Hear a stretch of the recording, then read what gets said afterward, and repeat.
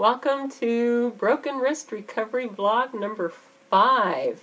I'm Raylene from Domestic Minister, and oh my goodness, it's hard to believe.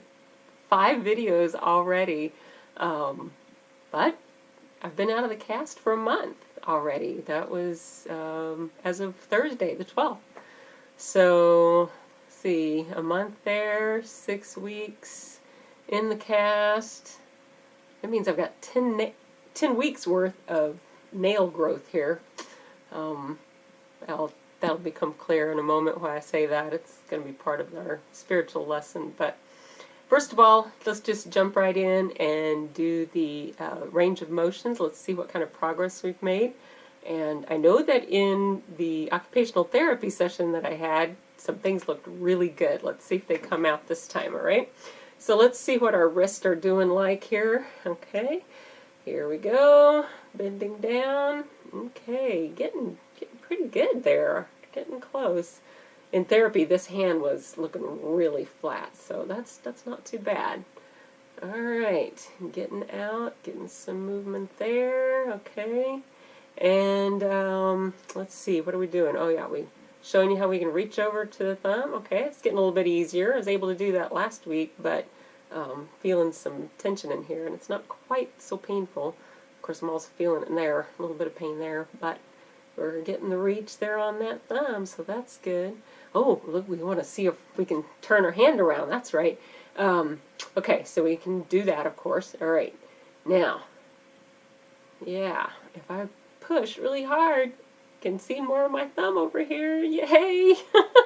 So, as we learned last week from the therapist and all that, getting this kind of turn is one of the last things that you get back. So we're looking forward to that coming back. And hopefully not hurting so much to try to get it to that point. It's a lot of strain, and the muscles got tight. Okay, manual alphabet. Let's see if we can make it through without any kind of pain or difficulties. So A, B, C, D, E, F, G, H, I, J, K, L, M, N, O, P, Q, R, S, T, U, V, W, X, Y, and Z. Not too bad. All right, good. Cool thing. Some other things that I can report that I've been making progress on. I found that I can carry a full gallon jug of milk in my left hand, so that's pretty good because those things are heavy. And so able to carry that without worrying about it falling or spilling or anything like that, that was really good. Also, I finally got the finger strength that I could clip my fingernails on my right hand. This poor hand over here having to do all the work. The nails were getting chipped and broken, and there for a while I had to just leave them because I did not have the strength to clip them down. So it's really good. I was able to finally get them kind of evened out. And so, you know what, speaking of clipping fingernails here, we are going to just do that right now with this hand. Yes. Ladies, try not to cry. I am fixing to clip all these long nails. 10 weeks worth of nails. And the reason I am going to clip them is because they, first of all, they're interfering with my recovery. Okay? It's digging into my hand, and then 2, just, you know, they're hindering my ability to I just want to say, do my typing and blogging, and oh, this one's wanting to be tough on me. There we go, got it. But you know, can't play the piano right. It just, you know, they're just getting in the way, and you know, we have fears of having them break, and we don't like that. It'll make us do different. You know, that's one of the things I've discovered this week, or paid attention to, I guess. Probably really been noticing it all along, but just knowing that I had these long nails, I didn't want them to break, and And so I would actually do things differently with this hand instead of just doing it like normal. Well, you know, what, you're going to let a fear of breaking a fingernail keep me from recovering? Keep me from doing more important things like what God has called me to do playing the piano and typing and blogging? I don't think so. We're not going to go there. We are not going to let that happen. And, so despite the beauty value that we give to nails being nice and long, I mean, we love them. Definitely, I like them. But they're just not worth saying no to these more important things. Now, am I saying that having long nails is wrong? No. Do not go there, okay? It is not a sin. It's not wrong for you to have long nails, okay? They're just not for me. They're not helping me do what I want to do with my life. And even though I like them, they're just not worth it. They're just not worth it. And even though, I've got them now, I've had my hand in a position where they didn't have to worry about them being broken by anything because my hand wouldn't do anything. Still, I'm not going to keep them. I'm not going to let that interfere. And I'm certainly not going to wait for nature to finally take over and cause me to lose them, because you know where they'll break. You know that they will break. Like this one right here already had gotten cracked the other day. And where is it? Was it up here at the tip? No. It was down here right at the quick where it hurts. It just, no. Not going to wait for that. Not going to hang on to them for that very reason. But then again, too, not going to try to hold on to them, not going to try to save them, because, like I said, they're slowing me down. They're keeping me from making progress that I want to make progress on. So, got to let them go. Got to let them go. Got to not be passive about it, but be proactive, getting them cut down. So, there they are, trimmed down a little bit. This one was so long. Look at that. I've still cut it, and it's still got some good length on it. So, we'll get those all filed off here in a minute.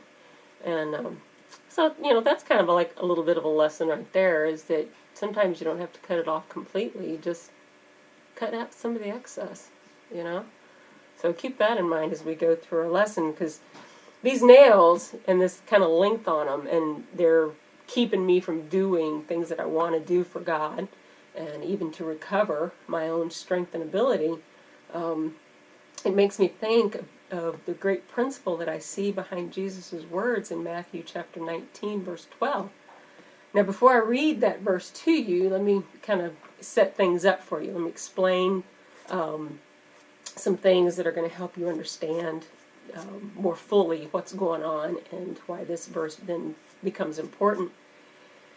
The chapter starts off with the Pharisees coming in and asking Jesus about the legality of divorce reasons. Could you just get a divorce for any old reason? Because that's what they were doing. Believe me, it had gotten kind of out of hand. Divorce was just something that was so easy and for frivolous reasons. I think it probably had devolved from the earlier efforts from way back in Ezra chapter 9 and 10. We see about how that they were very concerned about how that they had gone and married into other nations that were pagan and ungodly, and God didn't want that. And so they had decided they needed to purify the family lines, especially the priest. And I think from there it just kind of went downhill, because we can see in the rabbinic literature that the rabbis were offering up reasons like you can divorce if she spoiled your dinner. Or one of them even went so far as to say, if you find one that's prettier. Say, what? Okay, not good. And Jesus calls them out on it. He says, no way. Now, another thing you need to remember, too, is that their reasons for marrying in the first place, it wasn't for love, like what we would have today. None of this, oh, I just love you, and I just think you're such a wonderful person. I want to spend my whole life with you. Let's grow old together, because I love you. No, it was all about, we must multiply and have more kids. You got to have children, keep the family line going, and let's build the nation of Israel back up. And because they had been pretty devastated, from all the wars and being hauled off into slavery and all that kind of stuff. And so their numbers had really dwindled. And so they were very eager to get the nation built back up, because they would have loved to get things back to where, like it had been in days of King David and Solomon. But, so that was what they were trying to do. And then, of course, there was the whole purity thing. We want to make sure that the family line is pure and that we're not got a bunch of mixed breed, because back then all nations thought that was awful. And so, that was a big thing. They wanted to make sure that their bloodlines were kept pure. So a big reason, basically the main reason for getting married, was to have kids. So that's going to be important. Keep that in mind as well. But that's what's going on. And so if part of those reasons for divorcing someone, or at least getting another wife, because sometimes they would think polygamy was okay. She couldn't have any children. She can't give me a son, because they didn't know, it was really all about the guy who determined that. But anyway, so you had all these kind of reasons, and that focus on marriage. You've got to be married and have kids and keep the family line going. Those were important things. And so, them coming up and asking about divorce. Well, what gives us reasons to divorce? What would be a good reason? And Jesus responds back to him, and he says, hey, this whole divorce thing that you guys are talking about, it is not that way. It's not supposed to be that way. It's not the way God intended it to be. God, from the very beginning, intended for a man and a woman to be together for life, and none of this just divorcing for frivolous things. Jesus goes on in this passage and says, there's only one reason to get divorced, and that is basically serious breaking of the vows that you've got in your marriage. And so he comes across so strongly about how that marriage is important, and it's to be prioritized, and it's got value, and don't treat it so trivially, and all. And the disciples, then they're like, oh man, you can't just get divorced for any old reason. Ooh, maybe we just ought to all stay single. Well, now you would expect Jesus to come back and continue his defense of marriage. Yes, guys, come on. You should get married. This is important. He surprises them. He shocks them by saying, and they're, to respond to their statement of, whoa, maybe we should just all stay single. Jesus comes back and says, you know what? If you can handle it, go for it. Yeah, that's what he basically tells them. And so instead of, just keeping up this prioritizing of marriage, well, now he's prioritizing singleness. He's giving it value. It's now a valid option instead of, being a fate that was forced on you, which back then, if you couldn't have kids, like if you were, as we're fixing to read here in the scripture, talking about being eunuch, okay, the guy who couldn't have kids, well, shame, and nobody wants to be like you, and all that kind of stuff. But Jesus is saying, hey, that's okay. If you want to be single. If you can handle it, go for it. Okay? So we get to verse 12, and Jesus mentions, like I just said, he talks about eunuchs, who they would be the representative only single people, basically, because, again, marriage was everything. Everybody had to get married. So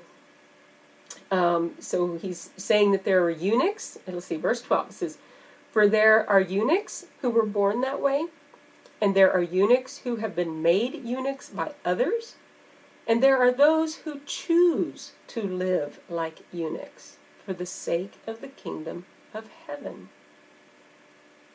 Wow. Okay, so what is he saying there? He's saying, okay, there are those that we know of through medical science that, they just weren't born with the right stuff. They don't have the hormones that, inspire sexual activity and that which produces kids. Okay, so they're born that way. They are what they are. All right. And then, especially back then, there would be those that they were forced into being eunuchs. We've all learned through our our world history about those who were castrated, and that was usually done to people who had been conquered. The victors would take them as slaves, but they didn't want them having a bunch of kids and raising up an army, quite literally raising up an army to create an insurgency.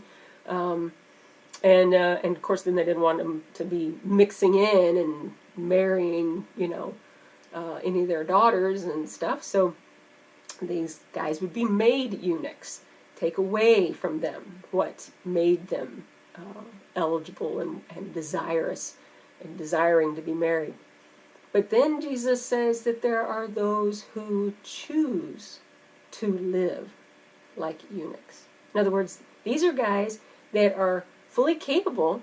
I mean, they could if they wanted to, but they say, nah, I'd rather put all my time, my energies, my efforts into something else that's more important. So what are we talking about here? We're talking about giving up something even when it's good. Okay? We're talking about, they've renounced marriage here. And Jesus has just said earlier in the chapter that marriage was good, it was important, and that we shouldn't treat it trivially. So these guys are giving up something that's good in order to value something else. Giving up something so that we can esteem something else more valuable. Not because it's sinful. We're not giving it up because it's sinful. I mean, that's a duh. We've already got the 10 Commandments telling us what we need to give up and what not to do. Okay? We're going on beyond that. We're now looking at the things that are good, that are wholesome, things that we could even say, oh, this is godly. But we're going to say, not really for me. I really don't have to do that. I'd rather do something else. And we're saying that because we don't want to be distracted, kept from doing that more important thing in our lives. So the chapter continues on with this lesson, actually. Believe it or not. The next thing in chapter 19 is the brief story about how Jesus basically corrects the way the disciples are thinking about children. Keep in mind, Jesus had just set them free from the idea of you must get married and have children. Okay, well, if I don't have to get married anymore, and it's okay to be single, then children must not be that important. They're like, no. Okay, children are important. Yes, they are. But they're not the ultimate goal. They're not the end-all, be-all. Okay? So, getting things kind of back in their proper priority. Alright? So, there's that brief little encounter. It continues this theme. And then the next thing that happens in the chapter is a story about the rich young man who comes up to Jesus because he's just so desperately hungry. He knows there's got to be more to his spiritual life. There's got to be more. What must I do? He's wanting to know. And so Jesus tells him, hey, get rid of all this excess, this wealth that you have, and then come follow me. You're so close. That's all you got to do. That's all that's left. And this young man just freezes. He can't imagine his life without his stuff. He passes on the opportunity to satisfy this craving in his soul because he can't imagine his life without his sports car and his 3-car garage mansion and his designer clothes and, whatever else. Okay, so maybe he didn't have the mansion with the 3-car garage and, a sports car, duh. But what did he have? He got stuff like maybe you and I have today? And he couldn't let it go? It's always easy to say no to something when you've never had it in the first place. Okay? That's the eunuch that's born that way. It's hard to miss what you never had, okay? But once you've gotten something, kind of like these nails, oh wow, I didn't intend to grow them, but then they were there, and it's like, ooh, how pretty, love them, cool. We tend to want to keep them. We tend to want to keep things like that. Oh, and we rationalize, we try to help communicate that, oh, we're not that attached to it. We could let it go. If it ever broke down, or if it ever got lost or worn out or stolen or whatever, we could live without it. We just wouldn't replace it. That's all right. Well, okay, so maybe that's a little bit easier way to say no. I just wait until it gets taken from you, but that is really a passive approach. This is the eunuchs made that way by others. Somebody else is going to force it on me. But seriously? Do you really want to wait until something external comes and takes something away from you before you give it up?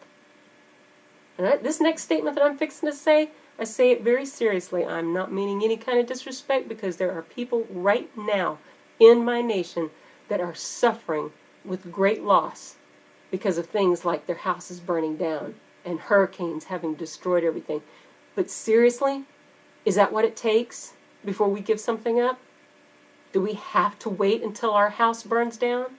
Do we have to wait until a hurricane or a tornado comes and just blows all of our stuff to kingdom come? Is that what it's going to take? We have to lose all before we're willing to give up one thing? It's mentally harder, it's emotionally harder to make that choice. But it's better to make the choice while we still have the choice. While it's still an option.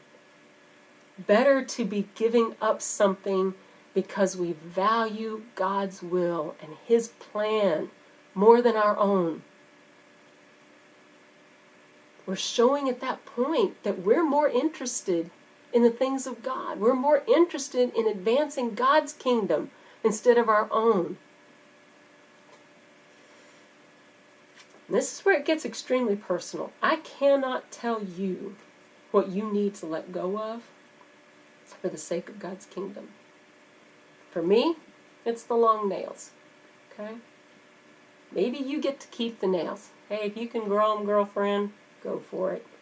As long as they're not interfering, as long as they're not keeping you from better and greater things. So I can't tell you, but what do you need to give up? Maybe you get to keep this one thing, but you're going to need to give up something else in order to focus your time, your energies, your resources into something that's more important, something that really matters.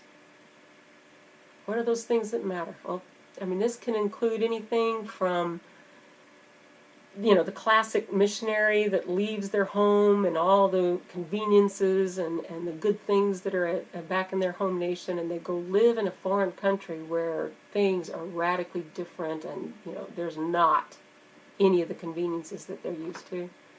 That's definitely there. But let's bring it home a little bit more, okay? Let's talk about not spending every dime we earn so that when there's a crisis and an emergency in somebody else's life, we've actually got an extra dollar to share. Let's talk about not cramming our schedule so full that when we see on Facebook somebody putting out a plea, oh, can somebody please come just mow my lawn? I can't do it right now. I've got, all this going on. And we're like, oh, well, we'd love to, but, I'm overcommitted. Can we give up some things so we have a spare, afternoon available?